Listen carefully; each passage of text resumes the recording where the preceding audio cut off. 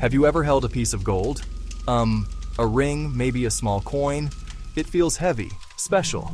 For thousands of years, people have loved gold. We have fought for it, searched for it, used it to show love and power.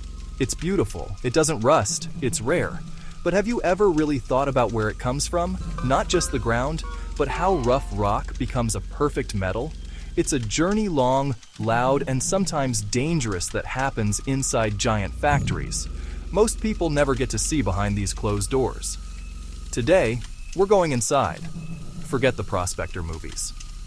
Modern gold making is high-tech, careful steps, turning unimpressive dirt into treasure. Big machines, intense heat, powerful chemicals, a process perfected over centuries, still driven by skill. We begin at the loading dock, where trucks full of dirt and rock arrive. This is where every gold bar begins. It's not glamorous, just rocks, dust, and a promise of value hidden inside.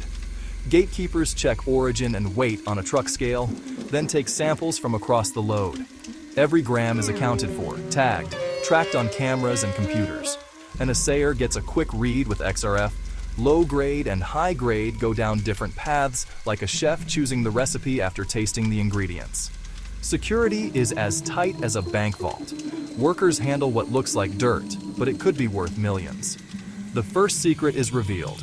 The rocks tell you how to run the entire factory. Once accepted, the material moves to the crushing and grinding room, the opposite of quiet. A constant, deafening roar. Dust coats everything. It smells like broken rock and hot metal. First stop, the jaw crusher, a steel mouth chomping rock into fist-sized pieces. Crushed rock rides the belt to the grinder, a ball mill heavy balls tumbling and smashing rock into fine gray powder, as fine as sand or flour. That's how you free the gold. If gold were a sugar grain inside a cube, you can't pluck it out. Crush it to powder, and the grain is free. Same with gold and rock. Grinding turns rock into pulp, freeing tiny gold particles from worthless stone. Teams keep machines running, clear jams, and check the grind. Friction makes the system hot heat you can feel through gloves. Water cools the circuit and turns powder into a thick, muddy slurry.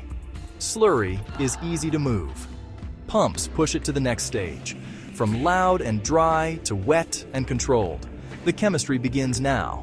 It's demanding work, and the machines never whisper. Time to separate gold from everything that's not gold. The leaching area, enormous tanks, chemical fumes, and strict safety. Full PPE chemical-resistant suits, gloves, face shields. A weak cyanide solution is added to the slurry. Dangerous, but it dissolves gold. The slurry mixes for hours, sometimes days, until microscopic gold dissolves into the liquid. Carbon and pulp. Little black pellets added to the solution. Gold sticks to carbon like iron to a magnet, leaving the liquid behind. Screens remove gold-loaded pellets for the next stage. From a ton of rock, you might get only a few grams, like finding salt grains in a sandbox. Efficiency matters when the prize is this small. Leftover slurry is treated to remove cyanide prior to safe disposal. Modern refining is as much chemistry as machinery. With gold now on carbon, it's time for fire to do its work. Step 4. The fiery furnace. Foundrymen suit up. Silver suits reflecting heat. Respirators guarding every breath. Now, the most dramatic part. The furnace room. Air glowing orange. A deep roar like a jet engine. Gold-rich concentrate goes into a crucible, built to survive extreme heat. Inside, temperatures rise above 2,000 degrees Fahrenheit, about 1,100 Celsius. The gold melts, bright, mesmerizing, like liquid sunlight. Flux is added, like a chemical cleaner that binds impurities and floats them to the top as slag. Workers skim off the slag. The smell turns sharp and metallic as unwanted elements burn away. Experience reads color and behavior. One wrong move could compromise the batch. Even after smelting, gold may be 90 to 95% pure. Good, but not vault grade. Final purification happens in the refining section. Quiet, spotless, precise. The impure bar becomes an anode in an acidic bath. Thin, pure gold sheets, cathodes, wait beside it. A specific voltage dissolves only gold from the anode. Atoms travel through the solution and build up on the cathode, layer by layer.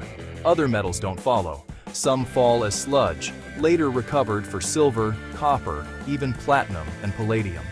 It's slow, often a day or more, but yields 4 nines gold, 99.99%. Atomic recycling, taking a bar apart atom by atom and rebuilding it pure. After refining, the ultra-pure gold is melted for casting into iconic bars. Casters work with steady hands and absolute focus. Liquid gold flows into graphite molds, shaped like the bars the world trades. It cools almost immediately. Sometimes quenched, steam erupts with a sharp hiss, solid, heavy, softly lustrous. The final form takes shape. Before fully cool, a stamp is pressed in. Refinery name, purity, weight, a unique serial, its birth certificate. That imprint turns metal into a globally recognized financial instrument. 6 a.m., the shift horn. Maria, who runs grinding mills, suits up. Hard hat, glasses, respirator, earplugs. The mill's roar is a drum in her chest. First task, walk the line, check belts and pumps.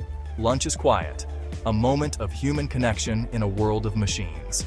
Before a leaching check, David seals into a chemical suit. Inside, the plasticky scent replaces chemical air. At dusk, gear comes off. Dust washes away. Fatigue remains. So the journey is complete. Dirt and rock to a gleaming bar.